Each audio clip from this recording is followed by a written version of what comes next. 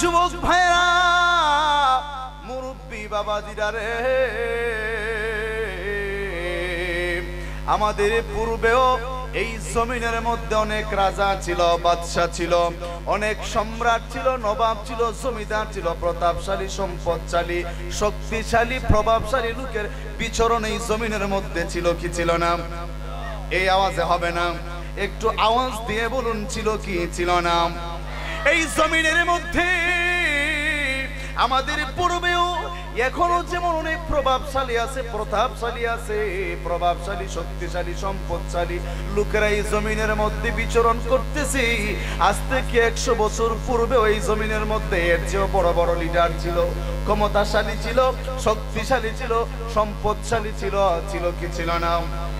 100 বছর আগে যাদের বিচরণ ছিল, আজকে কেউ নাই, কেউ নাই, কারো কোনো অস্তিত্ব নাই। এখন আমরা যারা আছি, আগামী 100 বছর পরে আমরা কেউ এই দুনিয়ার মধ্যে থাকবো না। জোরে কোন ঠিক না বেঠিক? আজ থেকে 100 বছর আগে এই জমিনের মধ্যে যারা ছিল, আজকে তাদের কেউ নাই। এখন আমরা যারা আছি, আগামী 100 বছর পরে কেউ এই জমিনের মধ্যে থাকবো না। জোরে কোন ঠিক নেই? কেউ থাকবো না। আল্লাহ তাআলা নির্দিষ্ট একটা সময় দিয়ে দুনিয়ার মধ্যে পাঠিয়েছেন। সময়টুকু যখন শেষ হয়ে যাবে, এই হায়াতের ছোট্ট বাজেট যখন শেষ হয়ে যাবে, সবাইকে দুনিয়ার মায়া ত্যাগ করে অনিচ্ছাকৃত ভাবেই বিদায় নেওয়া লাগবে। আনপ্রস্তুত ভাবেই, অপ্রস্তুত ভাবেই দুনিয়া থেকে বিদায় নেওয়া লাগবে। এই পৃথিবীর মধ্যে যত রাজা ছিল, রাজার রাজত্ব ছিল, বাদশা ছিল, বাদশাহী ছিল, সম্রাট ছিল, সাম্রাজ্য ছিল, নবাব ছিল, নবাবী ছিল, কত জমিদার ছিল, জমিদারি ছিল।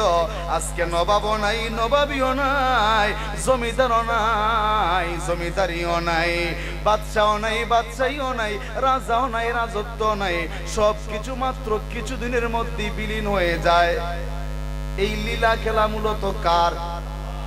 আল্লাহর। রব্বে কারীম কোরআনের মধ্যে একাধিকবার মরণের কথা স্মরণ করিয়ে দিয়েছেন। আল্লাহ তাআলা বলেন, বান্দারি শুনো, শুনো, এই পৃথিবীর মধ্যে আমি আল্লাহ যাদেরকে ক্ষমতা দিয়েছিলাম, এমনও কিছু বান্দা ছিল যাদেরকে আমি আল্লাহ তামাম পৃথিবীর বাদশাহী দান করেছিলাম। এদের ডিকশনারির মধ্যে, অভিধানের মধ্যে পরাজয় নামে কোনো শব্দ ছিল না। কিন্তু আমি আল্লাহর দেওয়া নির্দিষ্ট সময়টুকু যখন শেষ হয়ে গেছে, মালাকুল মউত আজরাইলের কাছে পরাজয় বরণ করে মৃত্যুর স্বাদ গ্রহণ করা লাগছে কি লাগছে না? একটু গভীর মনোযোগ দেন, চিন্তার দৃষ্টিতে তাকায় দেখেন, আমাদের পার্শ্ববর্তী এই যে ব্রাহ্মণবাড়িয়া জেলার নাসিরনগরের হরিপুরে আজও জমিদার বাড়ি পড়ে আছে, কিন্তু জমিদারও নাই, জমিদারিও নাই। শুধুমাত্র একটা পুরনো বিল্ডিং পড়ে আছে, একটা দিঘি পড়ে আছে। এটা দেখার জন্য প্রতিদিন দেশের বিভিন্ন প্রান্ত থেকে শত শত লোক আইসা ভিড় জমায় শুধুমাত্র এই বিল্ডিং খানা দেখার জন্য। কিন্তু কোথায় গেল সেই জমিদার, কোথায় গেল তার জমিদারি? এলাকার মধ্যে এমনও কিছু প্রতাপশালী লোক ছিল। এক সময় আমি আমার দাদার মুখ থেকে শুনেছি, বাবার মুখ থেকে শুনেছি, এমনও কিছু প্রতাপশালী জমিদারেরা ছিল যাদের বাড়ির গেইটের সামনে দিয়া, জমিদার বাড়ির গেইটের সামনে দিয়া সাধারণ কোন লোক জুতা পায়ে দিয়া হাঁটতে পারত না। কি প্রভাব ছিল তাদের, কি প্রতাপ ছিল তাদের! সাধারণ কোন পাবলিক ছাতা টানায়া যাইতে পারত না। আরো জঘন্য কথাবার্তা আছে, এগুলো তো ওয়াজের এই ডিসিপ্লিনার ভদ্রতা বজায় রাখতে গিয়া এগুলা বলা যায় না। নতুন বিয়ে শাদী করলে আগে এদের কাছে রাখুন লাগতো, এরকমও ছিল। এগুলা ইতিহাসে এখনো আছে। এরকম জমিদার ছিল, রাজা বাদশাদের মধ্যে এরকম অনেকেই এই পর্যায়ে ছিল যাদেরকে আল্লাহ ক্ষমতা দিয়েছিলেন। এই ক্ষমতা দিয়ে পরীক্ষার মধ্যে এদেরকে ফেলেছিলেন, কিন্তু এরা পরীক্ষায় পাশ করতে পারে নাই। গভীর মনোযোগ। শুধু তাই নয়, এই যে কিশোরগঞ্জে এখনো নবাব বাড়ি আছে, হুজুরের বাড়ি হলো কিশোরগঞ্জে। আপনাদের পার্শ্ববর্তী এই যে রাতগাঁও মসজিদের ইমাম সাহেব হুজুর চিনেন না আপনারা? আমার বন্ধু হযরত মাওলানা জনাব ফখরুদ্দিন চৌধুরী সাহেবের বাড়ি হচ্ছে কিশোরগঞ্জে। ওই কিশোরগঞ্জে এখনো নবাব বাড়ি আছে, কিন্তু নবাবও নাই, নবাবিও নাই, নবাবও নাই, নবাবিও নাই। ভাইরা আমার, এখনো নবাব বাড়ি আছে, কিন্তু নবাবও নাই, নবাবিও নাই। ভারতবর্ষের অনেক প্রদেশে এখনো অনেক সম্রাটদের সাম্রাজ্যের নিদর্শন রয়ে গেছে। যেমন সম্রাট জাহাঙ্গীরের, সম্রাট শাহজাহানের তাজমহল এখনো আছে কিনা নাই? জোরে কোন আছে কিনা নাই? আছে রে, কিন্তু সম্রাট শাহজাহানও নাই, মমতাজও নাই। শুধুমাত্র একটা ভবন পড়ে আছে, যেটা দেখার জন্য পৃথিবীর বিভিন্ন প্রান্ত থেকে মানুষ ছুটে আসে, কিন্তু সেই নবাবিও নাই, নবাবও নাই, নবাবিও নাই, সম্রাটও নাই, সাম্রাজ্য নাই। শুধুমাত্র একটা নিদর্শন রয়ে গেছে, যাতে পৃথিবীর মানুষগুলি এটা দেখা শিক্ষা নিতে পারে। আমার ভাইরা, এই জমিনের মধ্যে আল্লাহ তাআলা দুইটা বিষয়ের পরীক্ষা নেয়। আমার পরবর্তী আয়াতের মধ্যে আসবো, আপনারা বুঝতে পারবেন, গভীর মনোযোগ দিবেন। আল্লাহ তাআলা এই জমিনের মধ্যে এমন কিছু বান্দা ছিল যাদেরকে ক্ষমতা দিয়ে পরীক্ষা নিয়েছেন, যাদেরকে শক্তি সামর্থ্য দিয়ে পরীক্ষা নিয়েছেন। হয়তোবা এই এলাকার মধ্যেও এমন প্রভাবশালী প্রতাপশালী লোক ছিল যাদের সঙ্গে দেখা হইলে মানুষ ভয়ে সালাম দিত। ছিল কি ছিল না? দেখা হইলে ভয়ে সালাম দিত, সামনে পড়লে লম্বা কইরা মধ্যে মুত্তাজিল আদায় কইরা সালাম দিত। কিন্তু 40 কদম পিছনে গেলে কইতো আল্লাহর বলালা যাইতে আছে। হ্যাঁ, ঠিক না ঠিক?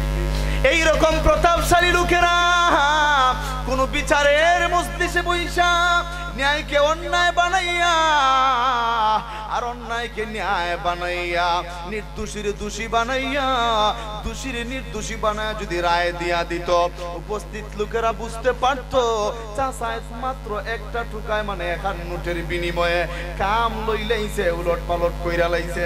কিন্তু উপস্থিত লোকদের মধ্যে কারো কোনো সাহস ছিল না প্রতিবাদ করার, কারণ ওনার জনে দনে আছে। রাত্রে 10টায় বিচার হইছে, যদি রায় দেওয়ার পর উপস্থিত কোন লোক বলতো চাচা আপনার রায় মানি না, কাম কিন্তু উল্টা হয়ে গেছে, আপনি বিচারের তারিখ আরেকটা দিন, আজকের বিচারে হইতো না, মানতাম না। যদি খালি কইছে মানতাম না, 10টায় কইছে মানতো না, 11:30টার আগে খবর আইছে সিলেট উসমানী। এই ধরে এই বয়ে কেউ প্রতিবাদ করতো না।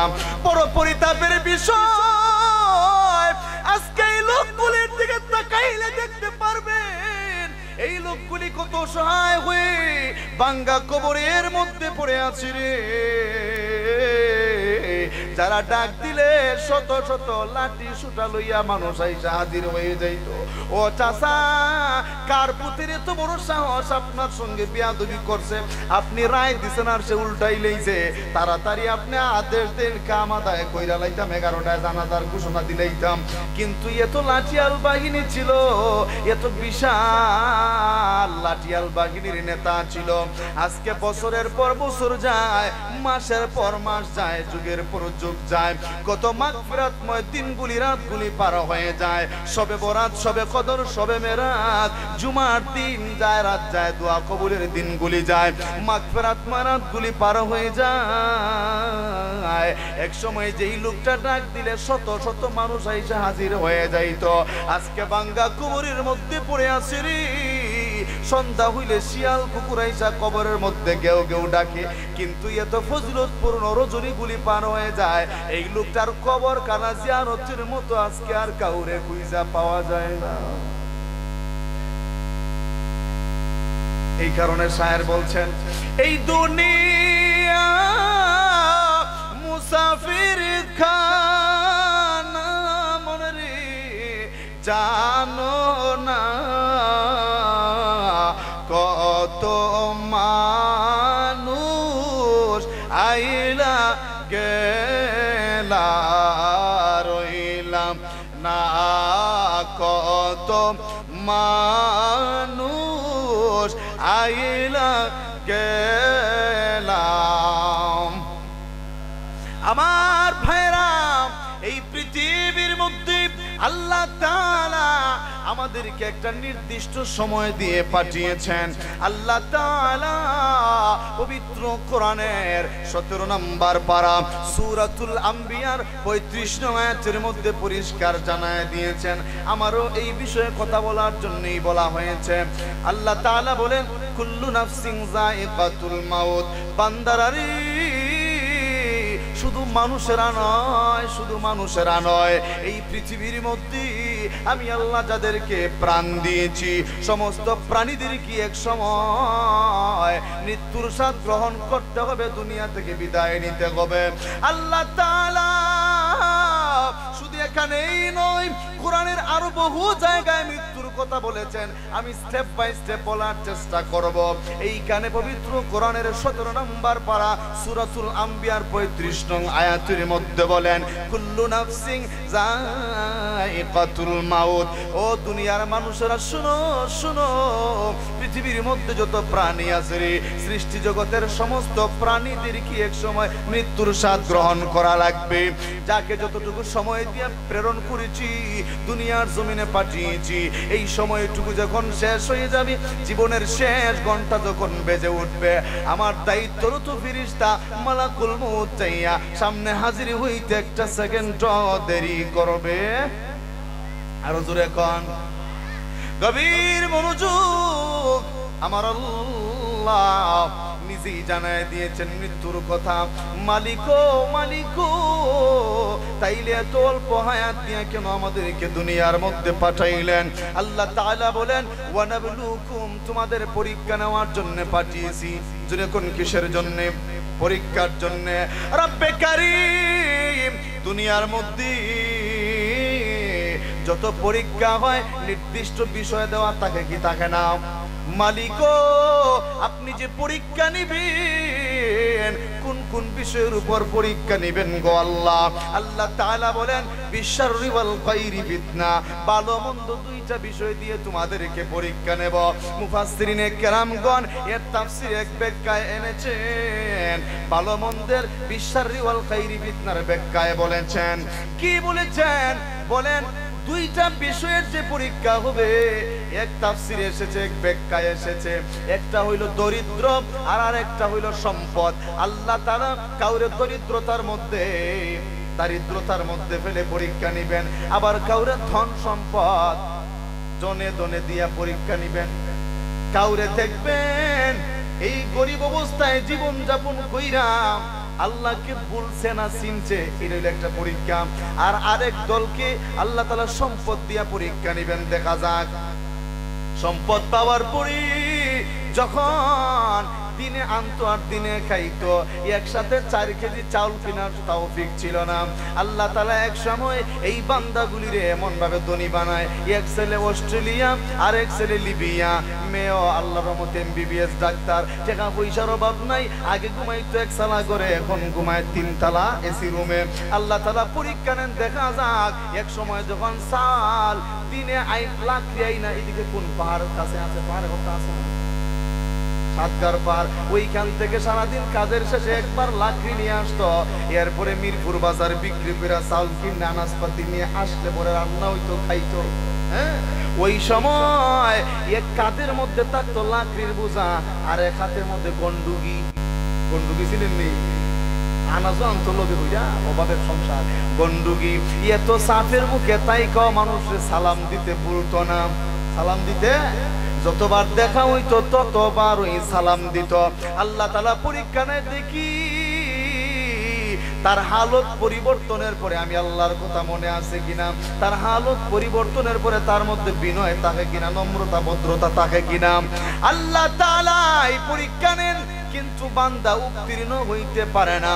বেশিরভাগ বান্দারাই পথ হারা হয়ে যায়। দুনিয়ার মুখে পড়ে শান্তির দেখা পাইলে একটু ধন সম্পদের দেখা পাইলে আল্লাহ থেকে দূরে সরে যায়। এক সময় যেই লোকটার কাঁধের মধ্যে 2 মণ ওজনের লাকড়ির ভার থাকতো, এক হাতের মধ্যে আনাজ মানাজ থাকতো, তারপরও দেখা যাইতো যার সঙ্গে দেখা হইতো তার এই সালাম দিত। আর এখন 2 ছেলে, একটা অস্ট্রেলিয়া আর একটা লিবিয়া, মেয়ে MBBS ডাক্তার। ও মা, আমার তো 10 বছর হইছে, হালত পরিবর্তন হইছে। এই বেড়ায় অতীত মতীত বই লাগিয়া এমন বাপ ধরছে, এখন উল্টা পার চাইয়া বইয়া তাকে বেড়ারে নি কেউ সালাম দেয় না।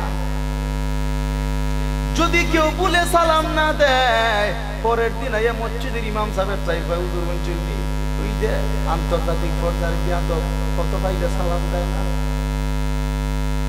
হুজুর এখন চাইলে তুমি দিলাও না গো, আমি তো দেই ওই মাঝে মাঝে। এরকম আছে কিনা নাই?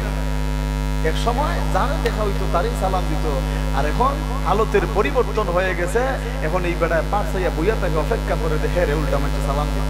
সালাম না দিলে বিচার দেয়, কদ্দুসরে কিতাব আইসাব তোর বুয়া এই যে বক্তব্য পড়াইতে না গেছিল তো মনে হয় কোরআন শরীফ শেষ করতে পারছে না, শেষ তো করছি কিন্তু ও তো বিয়াদব কিতাবেরা পাইলে মুরব্বীরে সালাম দেয় না, উল্টা বিচার দিলা। তুমি দিলে অপরাধ নেই, সালামের কোনো বয়স আছে? তবে নিয়ম আছে, ছোটরা বড়দেরকে দিত ঠিক, কিন্তু বড়রা ছোটদেরকে দিলে তার সমস্যা নাই।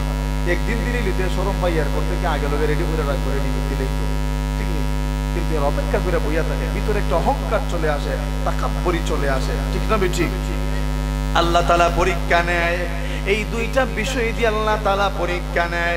মালিকো মালিকো, এই যে পরীক্ষা আপনি নিবেন রে আল্লাহ, দুনিয়াতে যত পরীক্ষা হয় নির্দিষ্ট একটা সময়ে রেজাল্ট দেওয়া হয় কি হয় না? ওরে মালিক, আপনি যে পরীক্ষা নিবেন এই পরীক্ষার রেজাল্ট কবে দিবেন গো আল্লাহ? আল্লাহ বলেন ওয়া ইলাইনা তুরজাউন, যখন তোমরা মৃত্যুর মাধ্যমে আবার আমি আল্লাহর কাছে ফিরে আসবে, ওই সময় তোমাদের যার যার ফলাফল বুঝাইয়া হাতে হাতে দেওয়া হবে। আমার ভাইরা, মোট কথা হলো এই পৃথিবীতে চিরদিন থাকার জায়গা নয়, সবাইকে এই সংক্ষিপ্ত সফর শেষে দুনিয়া থেকে বিদায় নিয়ে চলে যেতে হবে। কারণ রে, এই পৃথিবীর মধ্যে আল্লাহ যাদেরকে এত পরিমাণে শক্তি দিয়েছিলেন, ক্ষমতা দিয়েছিলেন, যাদের ডিকশনারির মধ্যে, অভিধানের মধ্যে পরাজয় নামে কোনো শব্দ ছিল না, যাদের মোকাবেলা করার মতো দুনিয়ায় কোনো শক্তি ছিল না, যাদের বিপরীতে, যাদের সঙ্গে প্রতিদ্বন্দ্বিতা করার মতো কেউ ছিল না, এরকম আল্লাহ তাআলা কিতাবের মধ্যে আসে এইরকম 4 জন ব্যক্তিকে আল্লাহ তাআলা ক্ষমতা দিয়েছিলেন, তামাম পৃথিবীর বাদশা বানিয়েছিলেন। জোরে কোন কয়জনকে? 4 জনকে। আরো জোরে কোন? 4 জন ব্যক্তি এমন ছিলেন যাদেরকে আমার আল্লাহ তামাম পৃথিবীর বাদশাহী দান করেছিলেন। এর মধ্যে 2 জন ছিলেন ইমানদার আর 2 জন ছিলেন বেঈমান। 2 জন ইমানদারের মধ্যে একজনের নাম হলো পয়গম্বর সুলাইমান আলাইহিস সালাম, আর একজনের নাম হলো বাদশা যুলকারনাইন। সুবহানাল্লাহ খান। আর বেঈমান যেই 2 জন ছিল, এই 2 জনের মধ্যে একজনের নাম ছিল বাদশা বখতেনসর আর আরেকজনের নাম ছিল নমরুদ। এরা এমন পর্যায়ের বেঈমান ছিল, এরা নিজেই নিজের খোদা দাবি করত। নাউজুবিল্লাহ বলেন, আরো জোরে কান। তো ইমানদার যেই 2 জন ছিলেন, এই 2 জনের মধ্যে একজনের নাম ছিল পয়গম্বর সুলাইমান আলাইহিস সালাম।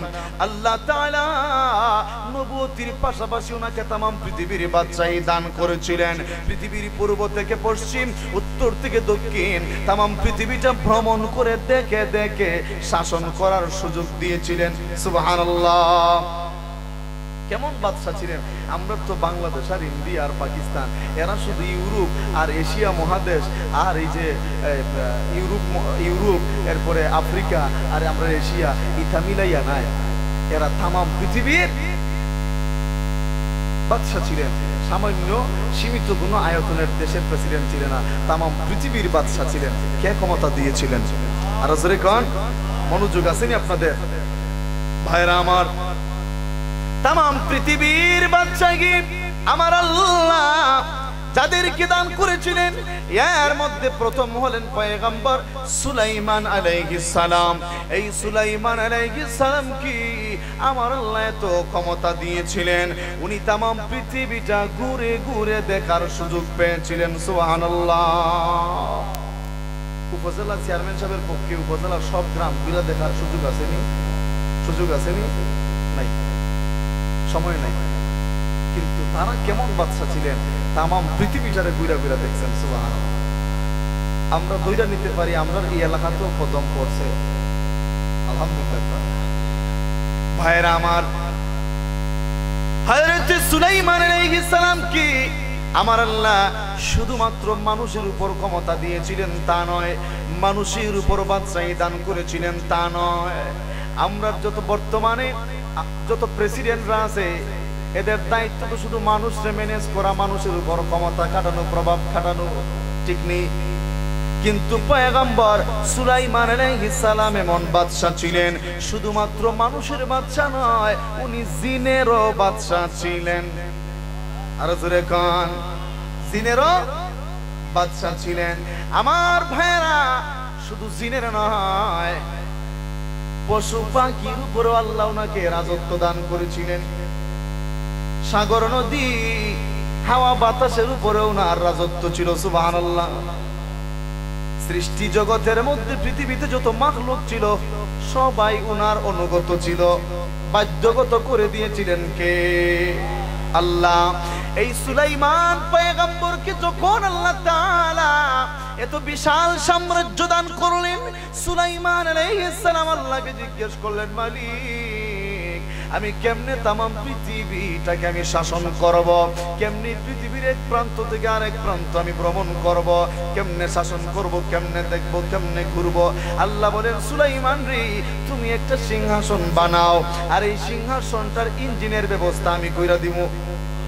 আর জোরে কোন, হযরত সুলাইমান আলাইহিস সালামের যে সিংহাসন ছিল, এটা আজকে এখানে যে আসনটা বসাইছেন হুজুর বসার জন্য, এইরকম আসন ছিল না। এটা কেমন আসন ছিল কেউ বলতে পারবেন? এর আয়তন কত ছিল? এইটা কইয়া লাইতাম নি, তাহলে জানার দরকার আছে কিনা নাই? প্রসঙ্গে যেহেতু চলে আসছে বলে ফেলি, এটা 3 হাত 5 হাত ছিল না, 6 মাইল দৈর্ঘ্য এবং তার সমপরিমাণ প্রস্থের সিংহাসন ছিল। সুবহানাল্লাহ। না এটা আছে ভদ্রকলা আছে নি? একটা সুবহানাল্লাহর আওয়াজে বোঝা যায় তো লাল ভাই সাহেবের বড় দুইটা আছে। এটা জোরে গান সুবহানাল্লাহ। 6 মাইল দৈর্ঘ্য এবং তার সমপরিমাণ প্রস্থ ছিল এই সিংহাসনের। এমন বিশাল সিংহাসন বানাইছিলেন।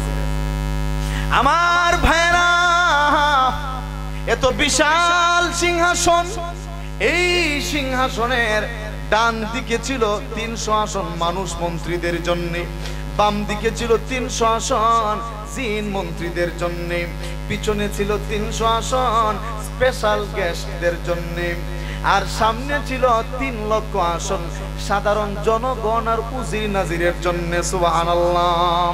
বাংলাদেশে যেইভাবে র‍্যাব বাহিনী আছে, সেনাবাহিনী আছে, আনসার বিডিআর আছে, এরপরে আরেকটা বাহিনী আছে, এটার নাম কি?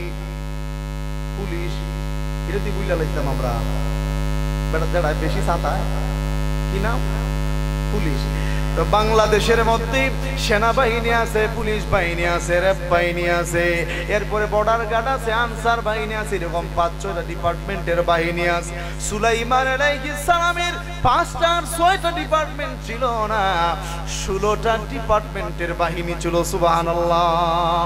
এই 16 বাহিনীর প্রধানেরা এই 6 মাইল বিস্তৃত যে সিংহাসনটা ছিল, এর চতুর্দিকটা রাউন্ড দিয়ে এরা দাঁড়াইয়া পাহারা দিত, সিকিউরিটি দিত। সুবহানাল্লাহ। এরা এইভাবে নিরাপত্তা দিত। কেমন সিংহাসন ছিল? জোরে কোন সুবহানাল্লাহ। আমার ভাইরা, এই সিংহাসন, এত বিশাল সিংহাসনের মধ্যখানে ছিল সুলাইমান আলাইহিস সালামের আসনটা। যেই জায়গাটাতে পয়গম্বর সুলাইমান আলাইহিস সালাতু ওয়াস সালাম বসতেন, উনি যেখানে বসতেন শুধুমাত্র ওই জায়গার উপরে একটা পর্দা ছিল, আর বাকি জায়গাটুকু খোলা ছিল, এর উপরে কোনো পর্দা ছিল না। শুধুমাত্র উনি যেই জায়গাটাতে বসতেন ওই জায়গার মধ্যে একটা পর্দা ছিল। এই পর্দাটা যখন সরাইতেন সঙ্গে সঙ্গে আকাশের উড়ন্ত পাখিগুলি সুলাইমান আলাইহিস সালামের সামনে বইসা তাদের দুঃখ সুখের কথা শেয়ার করা শুরু করত। সুলাইমান আলাইহিস সালামের সঙ্গে এরা গল্প গুজব শুরু করে দিত। সুবহানাল্লাহ। মাওলানা রুমি রাহমাতুল্লাহ আলাইহি মুসনাদ শরীফের মধ্যে বলেছেন, চো সুলাইমান রাসারা পর্দা জাদান, চো সুলাইমান রাসারা পর্দা জাদান, ঝুমলা মুরগা নশবা খিদমত আমাদান, ঝুমলা মুরগা নশবা খিদমত আমাদান। এই পর্দাটা যখন সরাইতেন পাখিগুলো এসে সামনে বৈশা যাইতো। এরপরে এদের দুঃখ সুখ, কে কোথায় যাচ্ছে, কে কি খাচ্ছে, কারোর সঙ্গে কারো ঝগড়া বিবাদ হইল কিনা, পাখিদের মধ্যে এরকম আছে কিনা নাই, এগুলা শেয়ার করতো। কেমন ছিল সেই পাখিদের মজলিস সুলাইমান আলাইহিস সালামের সঙ্গে। সুবহানাল্লাহ, ভাবলেই কত ভালো লাগে। বায়না আমার, এত বিশাল সিংহাসন, কোনো ইঞ্জিল ছিল না, কোনো টায়ার ছিল না, চাক্কা ছিল না, খুঁটি ছিল না,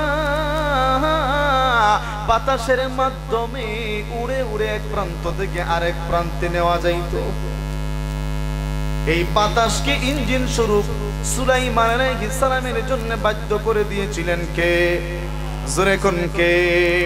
হযরত সুলাইমান আলাইহিস সালাম যখন যেখানে যাইতে চাইতেন, পৃথিবীর এক প্রান্ত থেকে অপর প্রান্তে যাইতে চাইলে মুহূর্তের মধ্যেই বাতাস নিয়ে এই সিংহাসন সহ সুলাইমানকে পৌঁছায় দিত।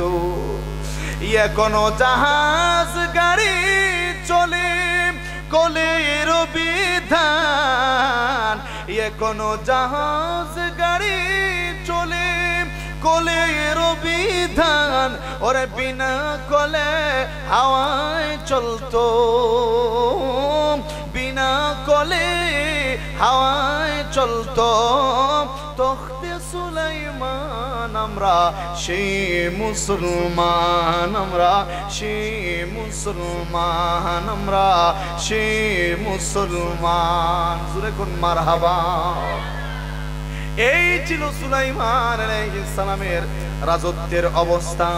আরো বিভিন্ন কাহিনী আছে, আরো বিভিন্ন ঘটনা আছে। এই সম্পর্কে বলতে গেলে লম্বা হয়ে যাবে, আলোচনা শেষ করা যাবে না। ভাইরা আমার সময়ের লিমিটও আছে, তাই ওই দিকে যাচ্ছি না। সংক্ষেপ করে সুলাইমান আলাইহিস সালামকে এই পর্যন্তই রাখলাম।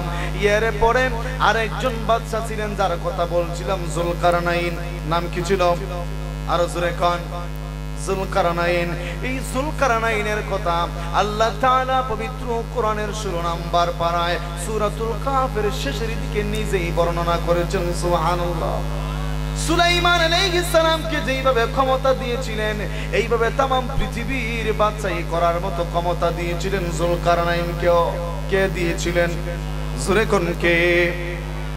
এই জুলকারনাইন পৃথিবীর পূর্ব থেকে পশ্চিম, উত্তর থেকে দক্ষিণ, এক প্রান্ত থেকে আরেক প্রান্তে ভ্রমণ করে করে শাসন করার ক্ষমতা পেয়েছিলেন। সুবহানাল্লাহ। বলতে পারেন হুজুর, হযরত সুলাইমান আলাইহিস সালামের তো বিশাল সিংহাসন ছিল, যেটা বাতাসে উড়াইয়া নিত, যেটা বাতাসের মাধ্যমে এক প্রান্ত থেকে আরেক প্রান্তে নিয়ে যাওয়া যাইত। তাইলে এই জুলকারনাইন যে तमाम পৃথিবীর বাদশাহী করলেন, উনি কেমনে করলেন? উনার তো আর সিংহাসন ছিল না, বাতাসেও নিত না। কেমনে? শুনেন কেমনে। কিতাব প্রমাণ করে হযরত জুলকারনাইনকে আল্লাহ তাআলা একটা ঘোড়া দান করেছিলেন। কি ঘোড়া? এই ঘোড়া এত পাওয়ারফুল, এত ক্ষমতার অধিকারী ছিল, প্রতি কদমে 12,000 মাইল জায়গা অতিক্রম করত। না সুবহানাল্লাহ, আওয়াজে বোঝা যায় একটা জনে জনে একটা আছে। জোরে কোন সুবহানাল্লাহ। সুবহানাল্লাহ কইলে ফায়দা আছে কিনা না? আরো জোরে কোন আছে কিনা না? আছে। তাইলে একটু ডেমা তাহলে বুইয়া থাকলে হইতো না। আমরা মেহমানগণ, ওই যে আমাদের হুজুর আসছেন, ওই ঢাকা থেকে আসছেন, এরপরে আমরা আসছি, আমি আসছি মৌলভীবাজার থেকে, আরেকজন আসছিলেন হবিগঞ্জ থেকে সম্ভবত, না এইরকম মেহমানরা যে এই যে বছর একটা মাহফিল হয়, আমরা মেহমানগঞ্জ আপনাদের এলাকায় আসি, আপনারা খুশি হই না বেজার? আর দূরে কয় খুশি না বেজার? খুশি হয় না বলে তো করা না, মানে কেউ কেউ মুসিবত নাকি? দূরে কোন খুশি না বেজার? মেহমান আসলে মেজবানটা খুশি না বেজার হয়? খুশি হয় বছরে একবার আইলে, আর মাসও 2-3 বার আইলে আবার হয় লাইন করে নিয়েছি, ঠিক নেই? তা আমরা তো আর বেশি ছাতাই না, বছরে একবার আই, তাই তো আপনার অবশ্যই খুশি থাকার কথা, ঠিক নেই? খুশি থাকার কথা। তাহলে খুশি বাসি বুঝতাম কেমনে? যেমনে লঙ্গি উঙ্গি আটাইয়া কল্লা তুলে দিতে বুঝছ, বুঝা তার কয় বরের দিকে মুতা পাচ্ছ, একটু লাড়া ছাড়া দেওয়ান যাইবনি? সুবহানাল্লাহ আলহামদুলিল্লাহ জোরে কন যাইবনি? সুবহানাল্লাহ আলহামদুলিল্লাহ তামলানে মা বাইনাস সামাওয়াতি ওয়াল আরদ, আসমান এবং জমিনের মধ্যখানে যত ফাঁকা জায়গা আছে এগুলো সুবহানাল্লাহ আলহামদুলিল্লাহ বললে এর সওয়াব দ্বারা আল্লাহ পরিপূর্ণ করে দেন, শূন্য স্থানটা আল্লাহ পূরণ করে দেন। ইমাম নাসাই রাহমাতুল্লাহ বলেন যে এটার ব্যাখ্যা হইল যে সুবহানাল্লাহ আলহামদুলিল্লাহ যে সওয়াব আল্লাহ তাআলা দান করেন, এই সওয়াবটা যদি একটা আকারে ধারণ করানো হয় তাইলে এটা এত বিশাল হবে যে আসমান জমিনের মধ্যখানে যে ফাঁকা জায়গা আছে এই গ্যাপটা পূরণ হয়ে যাবে। শুধু এইটা না, সুবহানাল্লাহ আরো ফজিলত আছে। সুবহানাল্লাহ আলহামদুলিল্লাহ আল্লাহু আকবার এই যে বলবেন, এক একবার সুবহানাল্লাহ আলহামদুলিল্লাহ বলার দ্বারা আপনার নামে জান্নাতের মধ্যে একটা ফলদার বৃক্ষ রোপণ করে রাখা হয়। আর জোরে গান।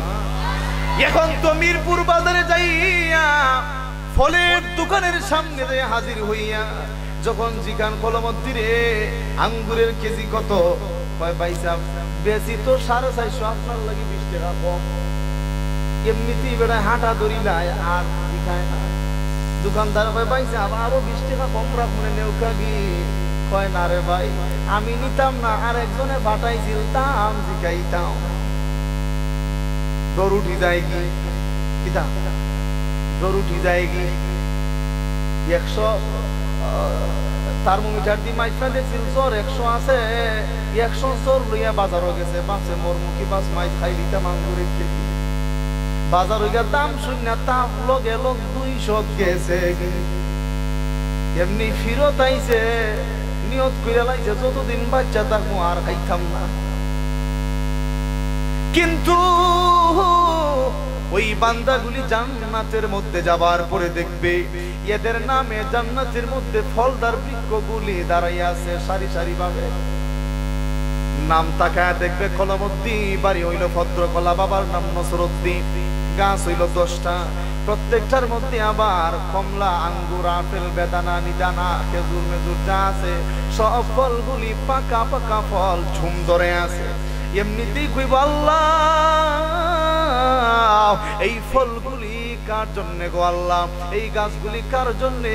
এই গাছের মধ্যে যদি কি আমার নাম লেখা, আল্লাহ কইবা যার নাম লেখা তার জন্যই বরাদ্দ।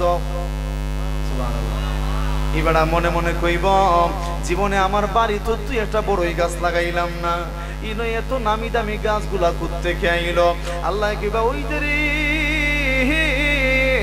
ভদ্রকলাতে যে মাহফিল হইছিল তুই তো কইতেই চাইছিলে না, হুজুরের সাড়ারিং মাড়ারিং খাইয়া দে তুই একবার কইছিলে, আমি আল্লাহর ওয়াদা অনুযায়ী আমি তোর জন্য এইগুলা লাগায় রাখছি।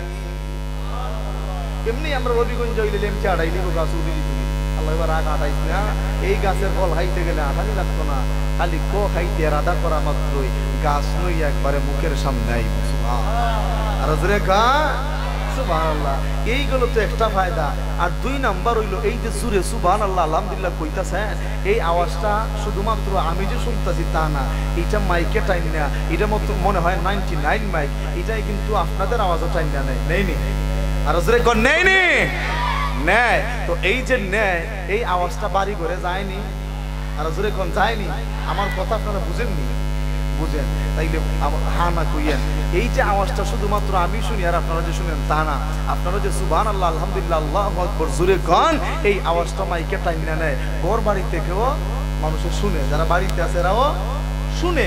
তখন আপনার এই আওয়াজটা যখন মাইকে যাইব, আপনার বেগম সাহেবা যখন শুনবা যে আমরা অ্যাম্বুলেন্স দিকে ওয়াজ গেছে রে, তখন খুশি বানা দাঁড়াইবা। আর দূরে মনে মনে দোয়া করবা, আল্লাহ এই বলার আরে দিনে বয়াইছো, জীবনে এটা যায় না, আজকে দিনে বয়াইছো, এই বিচ্ছে বাড়ি থেকে অন্তর থেকে তসবি হইরা হইরা তো আমার বাল্লা আজকের মাহফিলে রুচিল্লাহ হেদায়েত দিলে ওসে জ্বালানি জ্বালায় এটা গেল একটা। আর যদি আওয়াজ পায় না, যখন শুনবো যে মাইকের মধ্যে লাগা ঘরের কুতুবালির আওয়াজ পাওয়া যায়, এরপরে দক্ষিণের ঘরের বদুচ্ছার আওয়াজ পাওয়া যায়, এরপরে পূবের ঘরের আশুদ্ধার আওয়াজ পাওয়া যায়, তো আমরা বদরুল্লাহ হয়ে গেল রে। তখন ভিতরে ভিতরে সন্দেহ আইব, মনে হয় এমনি হাসত খারাপ ওয়াজের সুযোগ পাইয়া মনে হয় বায়ার উঠে মারি দিছে। বড় যাইবা আপনি একবারে রাত 12:30টার সময় উজুরের মোনাজাত দিয়া মনে মনে বাবা মনে হয় গরম ভাত রেডি করে অপেক্ষা করতেছে, ঘরের দরজার সামনে যাইয়া দেখবা যে এক হাত মুড়া ভরুন আর এক হাত কোরআন শরীফ লিয়া দাঁড়ায় হসুট লাগলো কই আস দেখো অখলের আওয়াজ পাইছি তোর খানে খাইলাম না।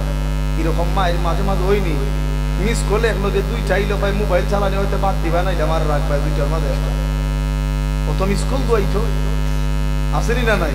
তাইলে আজকে যদি ঘরের মধ্যেই মাহফিলের শান্তি পৌঁছাইতে চায় তাইলে জুরে সুবহানাল্লাহ আলহামদুলিল্লাহ আল্লাহু আকবার বলার দরকার আছে কিনা নাই। এবং আপনাদের এই আওয়াজ শুনে যদি আরো দুই একজন আসে, যখন মনে মনে বলবো কি তারে একটু আগে দেখলাম আমার দ্বারা বই আকিস বিরিটা নিয়ে দেখি গেছে কি ওয়াজো আর আমি কিতা করি, তো হেও যদি আইয় তাইলে উনি আসার কারণে তার আমল নামায় আল্লাহ তাআলা যে সওয়াব দান করবেন তার সম পরিমাণ একটা ভাগ সওয়াব আপনার আমার আওয়াজের কারণে আমাদের আমল নামে আল্লাহ তাআলা দান করেন। আমি অনুরোধ করব আপনারা এখনো যারা বাড়ি ঘরে আছেন মেহেরবানি করে আপনারা এই মাহফিলের ছামিয়ানার নিচে চলে আসেন। আপনাদের ভাগ্য ভালো, আপনারা আমাদের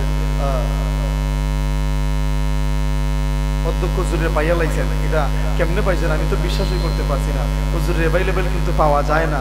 আপনাদের ভাগ্য ভালো যে ভদ্রকলাতে পাইয়া লাইছেন। এর আগেও নাকি হুজুর কয়েক বছর ধরে আসতেছেন আলহামদুলিল্লাহ।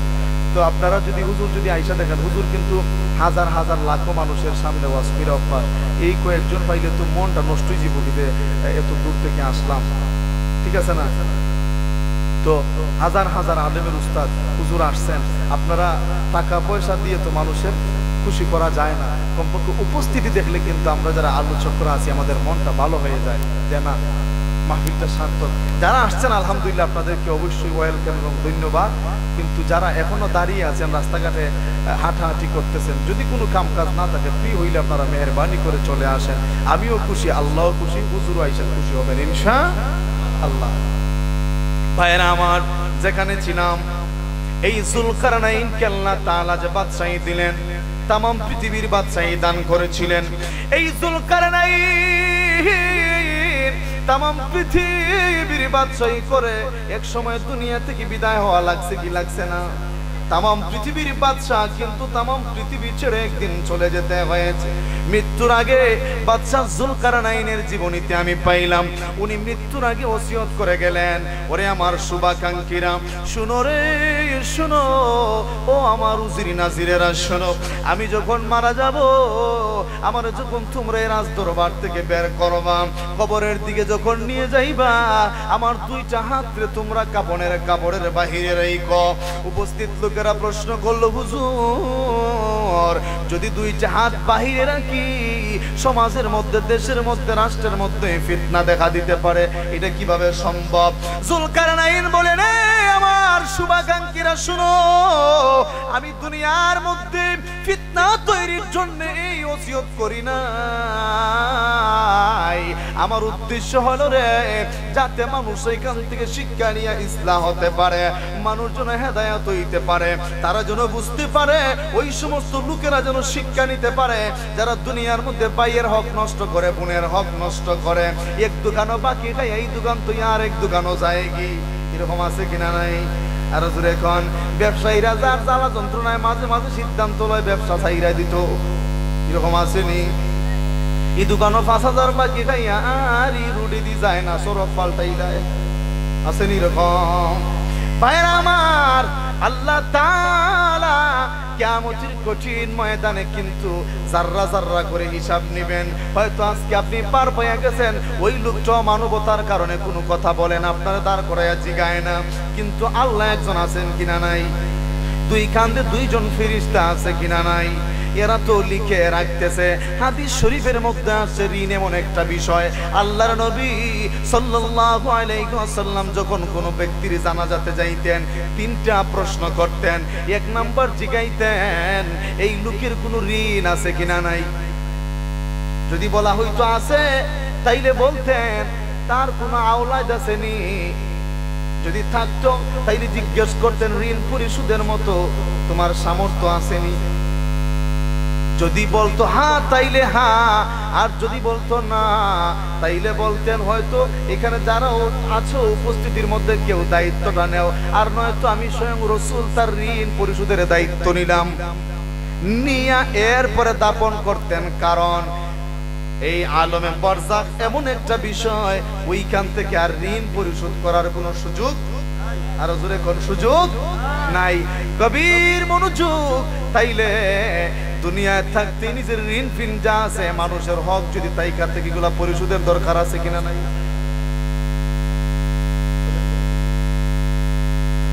আমার ভাইরা একটু মনোযোগ দেন।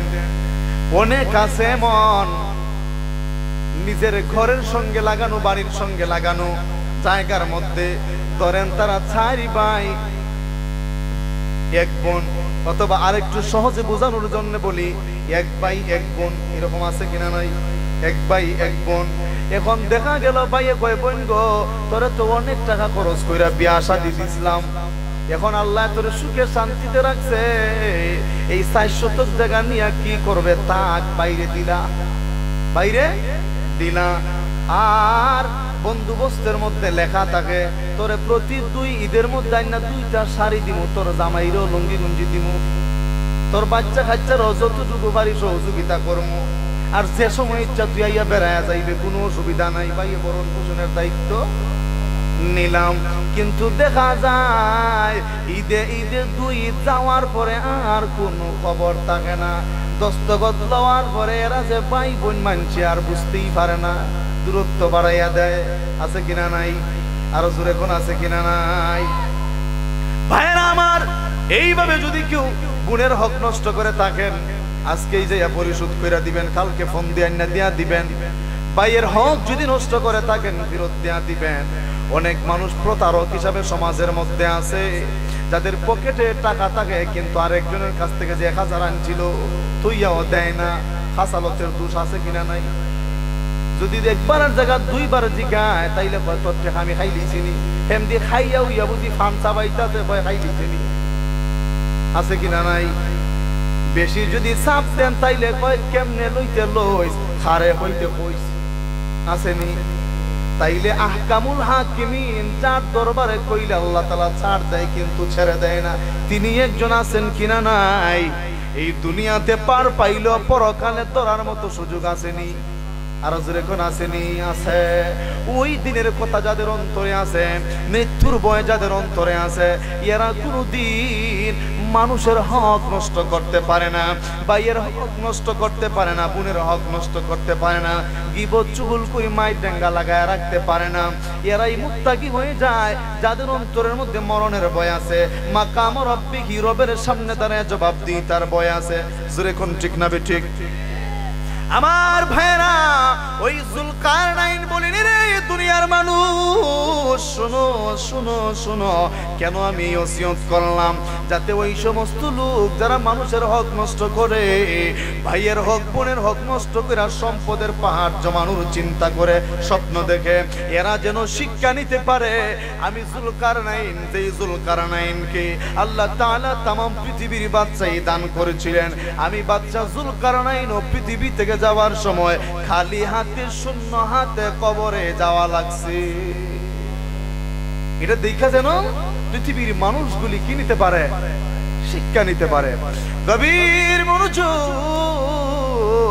আমার আল্লাহ তাআলা এই সমস্ত বাদশাদেরকে দিয়ে আমাদের জন্য শিক্ষা নেওয়ার জন্য একটা ব্যবস্থা করে দিয়েছেন। দুনিয়ার মানুষরে দেখো, আমি আল্লাহ যাদেরকে এত বিশাল সাম্রাজ্য দান করেছিলাম, নির্দিষ্ট সময় এসে সবাইকে দুনিয়া ছেড়ে চলে যেতে হয়েছে, ঠিক না ঠিক?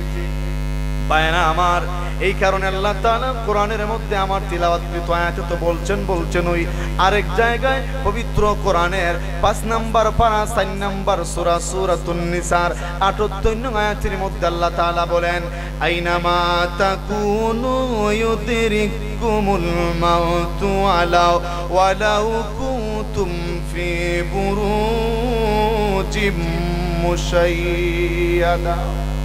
আল্লাহ তাআলা বলেন, ও দুনিয়ার মানুষ, মৃত্যুর হাত থেকে বাঁচার জন্য যত বড় শক্তিশালী প্রাসাদের ভিতরে যে আশ্রয় নাও না কেন, যত বড় মজবুত প্রাচীরের ভিতরে যে আশ্রয় নাও না কেন, পৃথিবীতে এমনও কিছু ভবন আছে, এমনও কিছু প্রাসাদ আছে যেখানে আমেরিকান সুপার পাওয়ার বুলেট নিক্ষেপ করলো উল্টা রিটার্ন চলে যায়, ভিতরে বিদ্ধ হয় না। আছে কিনা নাই? জোরে কোন আছে কিনা নাই? আছে। যেমন বাংলাদেশের সংসদ ভবন, এটাই এমন পাথর দিয়ে, এমন মার্বেল দিয়ে তৈরি করা হয়েছে, বাহির থেকে যত বড় নামি দামি বুলেটই মারেন না কেন, ভিতরে বিদ্ধ হবে না। এইরকম শুধু সংসদ ভবনে না, অনেক এমপি মন্ত্রীর বাড়িতে এই সমস্ত পাথর লাগানো আছে। আল্লাহ তাআলা এদের উদ্দেশ্যেই বলতেছেন, শোনো, এইরকম সুরম্য আর শক্তিশালী প্রাসাদের ভিতরেও যদি যে আশ্রয় নাও, বান্দারি আমি আল্লাহ যতটুকু সময় দিয়ে দুনিয়ার মধ্যে তোমাদেরকে পাঠিয়েছি, এই বরাদ্দ যখন শেষ হয়ে যাবে, আমার তৈরি ফেরেশতা, নির্ধারিত ফেরেশতা মালাকুল মউত যায় হাজির হইয়া রূহটা কবজ করে নিয়ে আসতে একটা সেকেন্ডও দেরি করবে। আরো জোরে কোন আমার ভাইরা, মৃত্যু এমন একটা বিষয়, এই পৃথিবীর মধ্যে যত বিষয়াদি রয়েছে সমস্ত বিষয়াদি নিয়েই মতানৈক্য রয়েছে। আছে কিনা নাই? পৃথিবীতে যত বিষয়াদি রয়েছে সমস্ত বিষয়াদি নিয়েই মতানৈক্য রয়েছে। এই পৃথিবীর মধ্যে একদল আছে যারা স্বয়ং আল্লাহকেই মানে না, নাউজুবিল্লাহ কোন, এরা হইল নাস্তিক। আমরা যারা আল্লাহকে মানি আমরা হইলাম আস্তিক। আর আরেক দল আছে যারা বলে দেয়ার ইজ নো গড, আল্লাহ বলতে কিছু নাই, সৃষ্টিকর্তা বলতে কিছু নাই, এই পৃথিবীর মধ্যে যা কিছু আছে সব এমনি এমনি হয়ে গেছে। জোরে কর নাউজুবিল্লাহ। আমাদের বিশ্বাস কি এমনি হইছে না সৃষ্টিকর্তা আছেন? আছেন। আমাদের খালিক যিনি, তিনি কে? আল্লাহ। ওই আল্লাহ কেউ একদল মানে না, এরা হইল নাস্তিক, আল্লাহকে পর্যন্ত মানে না। কিন্তু মরণ এমন একটা বিষয়, এই পৃথিবীর মধ্যে যত আস্তিক আছে নাস্তিক আছে, আস্তিক বলো নাস্তিক বলো রামবাম যাই বলো, সবাই কিন্তু একটা বিষয় ঐক্যবদ্ধ, একমত, এটা হলো মরণ। মরণ যে একদিন হবে, এই মরণকে নিয়ে পৃথিবীর কারো মধ্যে কোনো মতানৈক্য। আরো জোরে খান, আরো জোরে খান আমার ভাইরা। মৃত্যুর সময় সাখরাত যে হয়, সংক্ষেপে সাখরাতের একটু ডিটেইলস দিয়া, বিবৃতি দিয়া, সামান্য একটু আলোচনা এই বিষয়ে কইরা আমি আমার আলোচনা শেষ করে দিব। আল্লাহ তাআলা কোরআনের মধ্যে 26 নাম্বার পারায় সূরাতুল কাফের 19 নাম্বার আয়াতের মধ্যে বলছেন, মনোযোগ দিবেন। কোরআনের মধ্যে 16 নাম্বার পারা একটা সূরা আছে সূরাতুল কাহাফ, আর 19 নাম্বার পারা একটা সূরা আছে, 26 নাম্বার পারা একটা সূরা আছে, ওই সূরার নাম হলো সূরাতুল কাফ। ওই কাফের 19 নাম্বার আয়াতের মধ্যে রব্বুল আলামিন বলেন, ওয়াজাআত সাকরাতুল মাউতি বিল হক যালিকা মা কুনতা মিনহু তাহিদ। আল্লাহ তাআলা বলেন, সাখরাত যা হবে এটা চিরন্তন সত্য, মহাসত্য। ওরে বান্দা, মৃত্যুর সময় যে যন্ত্রণা হবে, সাকরাতুল মাউত মানে মৃত্যুর যন্ত্রণা, সবার বেলায় হবে। যার যার আমল অনুপাতে কারো হবে কম, কারো হবে বেশি। মানুষের যখন মৃত্যুর সময় গনিয়ে আসে, ওই সময় কি কি ওই বান্দাটার সঙ্গে ঘটে, মৃত্যু শয্যায় শায়িত সাকরাতুল বান্দার সঙ্গে কি কি ঘটে একটু শুনবেন নি? বলবো? কিতাব প্রমাণ করে, দুররাতুন নাসিহিন নামক কিতাবের মধ্যে এসেছে, মানুষের মৃত্যুর সময় 4টা ডিপার্টমেন্টের ফেরেশতা একে একে আইসা বিদায় নিয়ে যায়। এক ডিপার্টমেন্টের ফেরেশতা হইল যাকে আল্লাহ তাআলা আপনার নামে বরাদ্দকৃত খাবার সময় মতো আপনার সামনে হাজির করার দায়িত্বে নির্ধারিত করে দিয়েছিলেন। ওই ফেরেশতা ঈসা বলে, ভাই তামাম পৃথিবী ঘুরে ঘুরে দেখেছি, তোমার নামে আর যাররা পরিমাণ খাবারও বরাদ্দ নেই। এরে ভাই, তাইলে আমার দায়িত্ব শেষ হয়ে গেছে, বিদায় দে, বিদায় দে, দেখা হবে কাল হাসরের কঠিন ময়দানে। সূরা সুবহানাল্লাহ। এই ডিপার্টমেন্টের ফেরেশতা চলে গেল, তার মানে এই বান্দাটার খাবার দাবার বন্ধ হয়ে গেল। আপনি আর যতই নরম সফট ফুড যতই দেন, কিন্তু ভিতরে আর যাবে না। অনেক সময় নরম যাও, এরপরে খিচুড়ি সেমাই বানাই আমরা, দই নিয়া মৃত্যু সজ্জায় সাহিত্য ব্যক্তির মুখের মধ্যে চামচ দিয়া দেই, কিন্তু উল্টা ছাইরা দেয়, কারণ ওই লাইন তো বন্ধ কইরা ফেরেশতা বিদায় নিয়ে চলে গেছে। 2 নাম্বার হলো ওই ফেরেশতা, যেই ফেরেশতাকে আল্লাহ তাআলা আমাদের সঙ্গে পানির দায়িত্বে নির্ধারিত করে দিয়েছিলেন। ওই ফেরেশতা ঈসা বলবে, ভাই তামাম পৃথিবীর সমস্ত সাগর নদী খাল বিল নলকূপ টিউবওয়েল যা আছে সব কিছু রে খুঁজে খুঁজে দেখেছি, তালাশ করে দেখেছি, তোমার নামে আর বিন্দু পরিমাণ পানীয় দুনিয়ার মধ্যে বরাদ্দ নাই। এরে ভাই, যেহেতু এই পানি তোমার নামে বিন্দু পরিমাণ আর বরাদ্দ নাই, তাইলে তো আমার দায়িত্ব শেষ হয়ে গেছে, বিদায় দে, বিদায় দে, দেখা হবে কাল হাসরের কঠিন ময়দানে। এই বান্দার পানি পানেরও রাস্তা বন্ধ হয়ে গেল, লাইনটা ফেরেশতা বন্ধ করে চলে যায়। এরপরে 3 নাম্বার ওই ডিপার্টমেন্টের ফেরেশতা আসেন, যেই ফেরেশতাকে আল্লাহ তাআলা বান্দার হাত পা সঞ্চালনের দায়িত্বে নির্ধারণ করে দিয়েছিলেন। এই যে পা গুলি চলে, হাত গুলি চলে, এগুলা চালানোর জন্য আল্লাহ তাআলা একজন ফেরেশতাকে নির্ধারিত করে দিয়েছেন। সুবহানাল্লাহ, সুবহানাল্লাহ।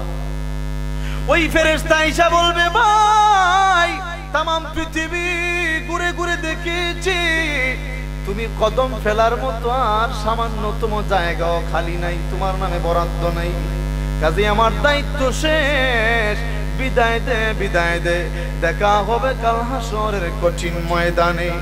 এই বইলা এই ফেরেশতা বিদায় নিয়ে চলে যাবে। এরপরে বান্দার হাত পা নড়া চড়া বন্ধ হয়ে যায়। ওই ফেরেশতা যাবার সময় বন্ধ করে দিয়ে যায়, হাত পা বন্ধ হয়ে যায়, আর চোখের পানি জড়াইতে থাকে। হায় রে, আস্তে আস্তে স্মৃতিগুলা মনে পড়তে থাকে, এই হাত দিয়া কত মানুষের উপর অন্যায় ভাবে আঘাত করলাম, কত মিথ্যা সাক্ষী দিলাম, এই পা দিয়া কত অন্যায় কাজের মধ্যে যে জড়িত হইলাম, আজকে বুঝি জনমের মতো হাত পা চলাচল বন্ধ হয়ে গেল, আর বুঝি আমি চাইলেও একটা কদম সামনে বাড়াইতে পারবো না। ওই বান্দা বুঝে যায় মৃত্যুর ফেরেশতা আসতে আর বেশি বাকি নাই। এরপরে 4 নাম্বার ডিপার্টমেন্টের ফেরেশতা আসেন। ওই ফেরেশতা হলো কিরামাল কাতিবিন। আল্লাহ তাআলা কোরআনে 30 নাম্বার পারায় আল্লাহ তাআলা পরিষ্কার ঘোষণা দিয়েছেন ওই 2 ফেরেশতা সম্পর্কে, কিরামাল কাতিবিন ইয়ালামুনা মা তাফআলুন।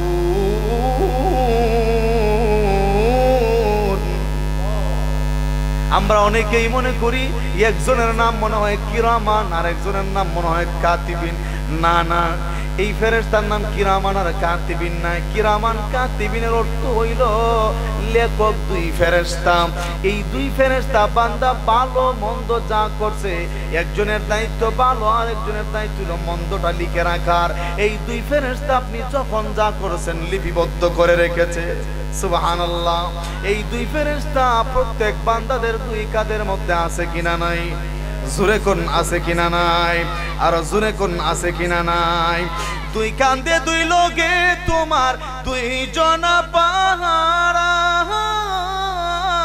তোমার একলা তোয়া পলাইছে তাহারা, তোমার 8 কুটুরি নই দরজা, আটকুটুরি নয় দরজা বন্ধ যে আজ হলো রে হলো মুখে আল্লাহ রাসূল সবে বলো ও মুখে আল্লাহ রাসূল সবে বলো তোমার আইসাছে পালকি নাই হরে যাও তুলো ওরে তুলো মুখে আল্লাহ রাসূল সবে বলো ও মুখে আল্লাহ রাসূল সবে দিবানিশি যে 6 জনা দিত কুমন্ত্রণা 6 জনা মানে 6টা রিপুর কথা বলা হয়েছে যেই রিপুগুলার চক্রান্তে পইরা আমরা দুনিয়া আখিরাত হারাইয়া ফেলি দিবানিশি যে 6 জনা দিত কুমন্ত্রণা আজ তাহারা কোথায় গেল বা বসে কি রে মনা ফিরিস্তায় আসিয়া যখন জিজ্ঞাসা করিবে দিন কি তোমার মাবুদ কেবা তখন কি বলিবে ফিরিস্তায় আসিয়া যখন জিজ্ঞাসা করিবে দিন কি তোমার মাবুদ কেবা তখন কি বলিবে আল্লাহ ছাড়া মাবুদ নাই রে আল্লাহ ছাড়া মাবুদ নাই রে জবানে তাই বলো রে বলো মুখে আল্লাহ রাসূল সবে বলো ও মুখে আল্লাহ রাসূল সবে বলো তুয়ার আইসাছে পালকি নাই হরি যাও তুলো রে তুলো মুখে আল্লাহ রাসূল সবে বলো ও মুখে আল্লাহ মারহাবা গান আমার ভাইরা ওই 2 ফেরেশতা বিদায় নিয়ে চলে যাবে বলবে রে ভাই যেহেতু যেই ফেরেশতা এতদিন তোমার কাছে খাবার ডেলিভারি করেছে ওই ফেরেশতা বিদায় নিয়ে চলে গেছে কাজেই তোমার খাবারের বরাদ্দ যেহেতু শেষ লাইন যেহেতু বন্ধ হয়ে গেছে এখন তুমি হালাল খাইবা না হারাম খাইবা তো লেখার কোনো প্রয়োজন নাই আসেনি নাই দরকার নাই এরপরে পানির ফেরেশতাও যেহেতু বিদায় নিয়ে চলে গেছে কাজেই তুমি এখন জমজমের পানি খাইবা নাকি পেন্সিডিল মারবা আর তো লেখার দরকার নাই লাইন বন্ধ হয়ে গেছে হাত পা সঞ্চালনের দায়িত্বে যে ফেরেশতা ছিল সে বিদায় নিয়ে চলে গেছে এখন চাইলেও তুমি আর একটা ইঞ্চিও সামনের দিকে বাড়তে পারবা না একটা কদম এদিক সেদিক করতে পারবা না কাজেই যেহেতু এইটাও বন্ধ হয়ে গেছে এখন ভদ্রকলার মাহফিলে যাইবা নাকি বাবলি সরকারের গানও যাইবা এটা তো আর লেখার দরকার নাই আসেনি তোমার তো ইঞ্জিন বন্ধ তাইলে আমাদেরও দায়িত্ব শেষ এই নে তোমার সারা জীবনের সার্টিফিকেট কখন কোথায় কি করেছিলে তুমি ভুলে গেল কিন্তু আমরা ভুলি নাই এই যে সার্টিফিকেটের মধ্যে সব কিছু পরিপূর্ণভাবে লেখা আছে সুবহানাল্লাহ এই সার্টিফিকেটটা দেখার পরে বান্দা চোখের পানি জড়াইতে থাকবে কারণ আমরা এমনও গুনাহ করেছি যেই গুনাহ আজকে আমাদের মনে নাই মাঝে মধ্যে খেতে রাইলে বিড়ি টানার সময় মনে হয় ঠিক নেই আত্মা মনে হয় কিন্তু সব সময় মনে থাকে না কিন্তু ওই ফেরেশতা যে লিখে রাখছে এটার তো ডিলেট অপশন নাই আসেনি সবকিছু লিপিবদ্ধ আছে ওই ফেরেশতাগুলি যাবার সময় ওই সার্টিফিকেট দেখায় বলে বাইরে এই হইল তোর সার্টিফিকেট সারা জীবন ভর যত ভালো মন্দ করেছো সব এইটার মধ্যে আছে এই সার্টিফিকেট কানা তোমার কাছে দিয়ে গেলাম আমাদের যাবার পরেই মালাকুল মউত এসে হাজির হয়ে যাবে ওই মালাকুল মউত এই সার্টিফিকেট দেইকা এই অনুযায়ী তোমার রূহ কবজ করবে সুবহানাল্লাহ কেমনে মালাকুল মউত যখন সামনে এসে হাজির হবেন ওই মালাকুল মউতের সঙ্গে রহমতের ফেরেশতাও থাকবে আযাবের ফেরেশতাও থাকবে জান্নাতীও থাকবে জাহান্নামীও থাকবে এই দুই দল ফেরেশতা সেই রূহটারে টেনে বের করার জন্য কারাকারি মারামারি মানে একটু এই দলে নিব না এই দলে নিব এই একটু টানা হিসরা শুরু হয়ে যাবে রূহটারে লইয়া এমন সময় মালাকুল মউত বলবেন দাঁড়াও এই বান্দাকে তো কিছুক্ষণ আগে কিরামান কাতিবিনরা একটা সার্টিফিকেট দিয়ে গেছে। এই সার্টিফিকেট দেখলেই বোঝা যাবে সে কোন পার্টির লোক, কোন পার্টির লোক। ভাইয়ের আমার, ছোট্ট করে একটা কথা বলি, আজকের এই মাহফিল থেকে আপনারা এই আমলটা করার চেষ্টা করবেন। রাতে ঘুমানোর সময় ওযু করে ঘুমাইবেন, ঘুমানোর সময় ওযু করে ঘুমাইবেন। 4 বার সূরা ফাতিহা পড়ে ঘুমাইবেন, 3 বার সূরা ইখলাস পড়ে ঘুমাইবেন, কয়েক মর্তবা দুরূদ শরীফ পড়ে ঘুমাইবেন, কালিমায়ে শাহাদাত পড়ে ঘুমাইবেন, কয়েক মর্তবা ইস্তেগফার পড়ে ঘুমাইবেন। যদি এই অবস্থায় আপনার মরণ হয়ে যায় তাহলে হাশরের ময়দানে শুহাদায়ে কেরামগণের সঙ্গে উঠবেন। সুবহানাল্লাহ। আর ওযু কইরা যদি আমলগুলো কইরা ঘুমান তাইলে একজন রহমতের ফেরেশতা সারা রাত্র ব্যাপী আপনার শিয়রের কাছে বইসা, মাথার কাছে বইসা আপনার জন্য মাগফিরাতের দোয়া করতে থাকে। সুবহানাল্লাহ। তাইলে এই অবস্থায় যদি মরণ হয়ে যায় তাইলে ওই মালাকুল মউত আজরাইল আইসা আর চিনতে বাকি থাকে না এটা কোন পার্টির লোক, দেখেই বুঝতে পারে এটা মুমিন বান্দা, মুমিন বান্দা। সে পবিত্র এখনো আছে, হুজুরত অবস্থায় ঘুমাইছিল, দুরূদ শরীফ পড়ে পড়ে ঘুমাইছিল, এখনো এই দুরুদের পাওয়ারে ঝলমল ঝলমল করতেছে। এই দিকা সে ইয়া আইয়াতুহান নাফসুল মুতমাইন্না ইরজিই ইলা রাব্বিকা রাদিয়াতাম মারদিয়া, এই বইলা আরামসে রুহটারে বের করে নিব।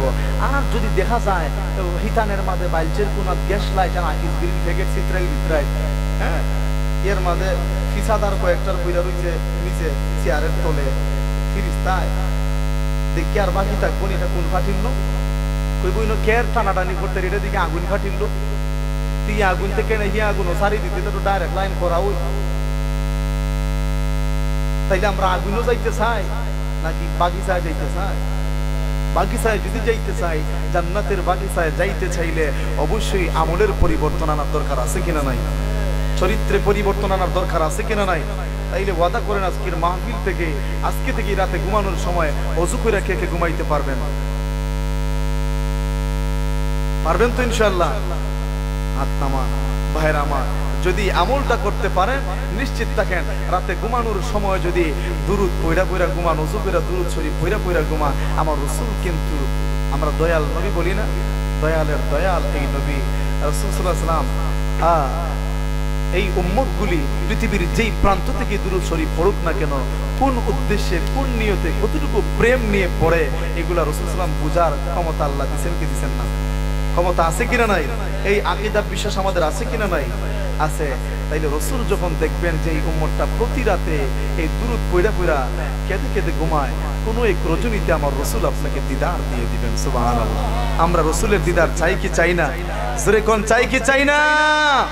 আপনাকে দেখিবার মনে চায় গো নবীজি, আমরা রে নিবাইনি মদিনায়, আমরা রে নিবাইনি মদিনায় গো নবীজি, আপনাকে দেখিবার মনে চায়, চায় কি চায় না? নবী সাধারণের বেশে মাখা দিজার দেশে বকরি চড়াইতেন জঙ্গলায়, নবী সাধারণের বেশে মাখা দিজার দেশে বকরি চড়াইতেন জঙ্গলায়। রে বনের যত পশুগণ ভক্তি করে দুই চরণ, বনের যত পশুগণ ভক্তি করে দুই চরণ, পাখি গণে বাতাস করত গায়ে গো নবীজি, আপনাকে দেখিবার মনে চায়, আপনাকে দেখিবার মনে চায় গো নবীজি, আমরা রে নিবাইনি মদিনায়। নবী 63 সাল জিন্দেগি কাঁদছেন বলে উম্মাতি এখনো কাঁদতেছেন মদিনায় ইয়া রাসূলুল্লাহ নবী 63 সাল জিন্দেগি কাঁদছেন বলে উম্মাতি এখনো কাঁদতেছেন মদিনায় ওরে ভালোবাসা যত হয় দূরে থাকলেও কাছে রয় কান্দি মোরা দিদারের আশায় আয় গহন বিজি আপনাকে দেখিবার মনে চায় আপনাকে দেখিবার মনে চায় গো নবীজি আমরা রে বাইনি মদিনায় মারহাবা। আল্লাহ যেন আমাদের সবাইকে নবীর রওজা মুবারক জিয়ারতের তৌফিক দান করেন, নবীজির দিদার যেন আমাদের ভাগ্যে নসিব করেন, পরকালে নবীজির সুপারিশ যেন আমাদের ভাগ্যে নসিব করেন, বলুন আমিন। ভাইয়েরা আমার, বলতেছিলাম সবাইকে পৃথিবী ছেড়ে চলে যেতে হবে। যখন ওই ফেরেশতারা বিদায় নিয়ে চলে যাবে, এরপরে মালাকুল মউত এসে হাজির হয়ে যাবেন। ওই কিরামান কাতিবিনের দেওয়া সার্টিফিকেট অনুযায়ী রুহটারে কবজ করবেন। ভাইরা রে, ওই সময় কি মুসিবত ঘটবে রে? হাদিস শরীফে পাওয়া যায়, প্রমাণিত। কি পাওয়া যায়? একটা জীবিত বকরিকে যদি গাছের মধ্যে ঝুলাইয়া ছাড়ানো হয়, জীবিত অবস্থায় যদি ছাড়ানো হয়, যেমন ভাবে কষ্ট হবে, অথবা একটা গাছকে, একটা কাঁটাযুক্ত গাছকে মাটির নিচ থেকে যখন আমরা উঠাই কেমন অবস্থা হয়, কতটুকু গভীর থেকে উঠে। বর্তমানে অনেক ক্যারেং বেরেং আছে, এগুলায় উঠায় দেখেন, নেটের মধ্যে ভিডিওগুলা পাইবেন, দেখলে বোঝা যায় কি অবস্থায় উঠায়। মানে আশেপাশে নিম্নে কমপক্ষে 10 মাটি পর্যন্ত লড়ে, এইভাবে রুহটারে টেনে বের করবে। অথবা অন্য বর্ণনা এসেছে, একটা তুলার বস্তার ভিতর থেকে উল্টা কাটার একটা সেল রে বের করলে যে অবস্থায় বের হয়, ওই অবস্থায় রুহটারে বের করবে। তাইলে বলুন তো, আমরা আরামের সাথে রুহটা বের করে দিতে চাই নাকি আযাবের সাথে? আমাদের রুহটা আরামের সাথে বের হোক, এটা আমরা চাই নাকি আযাবের সাথে? আরামের সাথে যদি চাই, তাইলে আমলের পরিবর্তন আনার দরকার আছে কিনা নাই? কে কখন মারা যাব কেউই তো জানি না। যে কোনো সময় মালাকুল মউত সামনে হাজির হয়ে যাইতে পারে। ওই সময় আর তাওবার সুযোগ থাকবে না রে, ওই সময় আর ক্ষমার কোনো সুযোগ থাকবে না। তওবা করলে মালাকুল মউত হাজির হওয়ার আগেই করা লাগবে। আমার ভাইরা, ও আমার ভদ্র খোলার ভাইরা, তাইলে আজকের এই মাহফিল থেকে খালেস তওবা করার দরকার আছে কিনা নাই? কবরের যাওয়ার প্রস্তুতি নেওয়ার দরকার আছে কিনা নাই? মৃত্যুর প্রস্তুতি নেওয়ার দরকার আছে কিনা নাই? কবরের সামানা জোগাড়ের দরকার আছে কিনা নাই? তাইলে অতীতে যতই গুনাহ করছেন না কেন, হয়তো বা আপনার বয়স 60-70 হয়ে গেছে, এখন হয়তো চোখে শুধু অন্ধকার দেখেন। জীবনের গুনাহগুলি যখন মনে হয়, আপনি ভাবতে পারেন মনে হয় আল্লাহ তাআলা মাফ দিবেন না, কিন্তু আল্লাহ তাআলা তো বলেছেন লা তাকনাতু মির রাহমাতিল্লাহ। বান্দারা রে, তোমরা আমি আল্লাহর রহমত থেকে নৈরাশ হইও না। যখন ওই জীবনের গুনাহের প্রতি অনুতপ্ত হয়ে যাইবা, যখন ওই জীবনের গুনাহের প্রতি শর্মিন্দা হয়ে যাইবা, লজ্জিত হয়ে যাইবা, নিজের ভুল যখন বুঝতে পারবা, যখন তোমার কবরের কথা, পরকালের জবাবদিহিতার কথা যখন তোমার স্মরণ হয়ে যাবে, এই চিন্তা যখন তোমার মস্তিষ্কে চলে আসবে, সংশোধন হয়ে যাও, অনুতপ্ত হয়ে আল্লাহর দরবারে হাতটা বাড়ায়া দাও, চোখের 2 ফোঁটা পানি ছেড়ে জীবনের অন্যায়ের জন্য অনুতপ্ততা প্রকাশ করো, দুঃখ প্রকাশ করো, তওবা করো। বান্দারা রে, আমার আল্লাহ জানায়া দিতেছেন, ওরে আমার বান্দারা, সব সময় তওবার দরজা খোলা আছে, আমি আল্লাহ মাফের জন্য রেডি আছি রে। তোমরা তোমাদের জীবনের গুনার প্রতি লজ্জিত হইয়া, অনুতপ্ত হইয়া, শর্মিন্দা হইয়া 2টা ফোঁটা চোখের পানি ছেড়ে চাইতে দেরি হবে। তোমাদের চোখের পানি মাছির মাথা পরিমাণ হইয়া নাকের ডগায় পৌঁছতে দেরি, আমি আল্লাহ তোমাদের জীবনের গুনাহ ক্ষমা করতে দেরি করব না। আমার রাসূল জাহিরি হায়াতে দুনিয়া থেকে বিদায় নেওয়ার সময় চোখের পানি ছেড়ে ছেড়ে কান্দেন। জিব্রাইল আমিন প্রশ্ন করেন, ইয়া রাসূলুল্লাহ, নবী গো, ও মায়ার নবী, আপনি কেন কান্দেন গো? কার জন্য কান্দেন? আমার নবী বলেন, জিব্রাইল রে, আমি চোখের পানি ছেড়ে ছেড়ে আমি আল্লাহর কাছে ফরিয়াদ জানাইতেছি। আমি তো পৃথিবী থেকে বিদায় নিয়ে চলে যাচ্ছি রে। আমার উম্মতগুলি তো গুনার মধ্যে লিপ্ত থাকবে।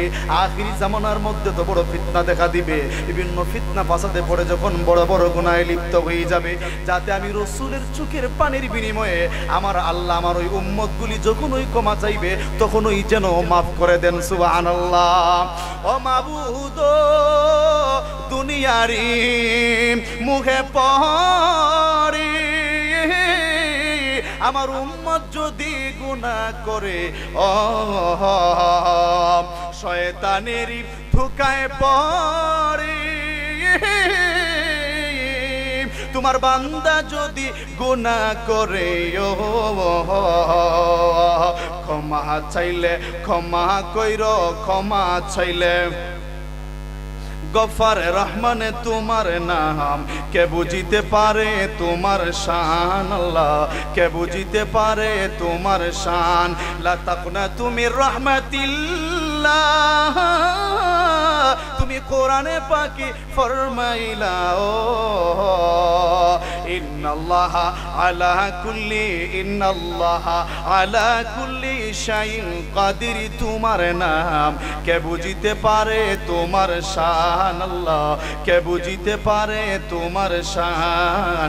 রব্বুল আলামিন হুয়াল্লাহ, রব্বুল আলামিন হুয়াল্লাহ, তুমি রহিম রহমান। কে বুঝিতে পারে তোমার শান? আল্লাহ, কে বুঝিতে পারে তোমার শান? রব্বুল আলামিন হুয়াল্লাহ, রব্বুল আলামিন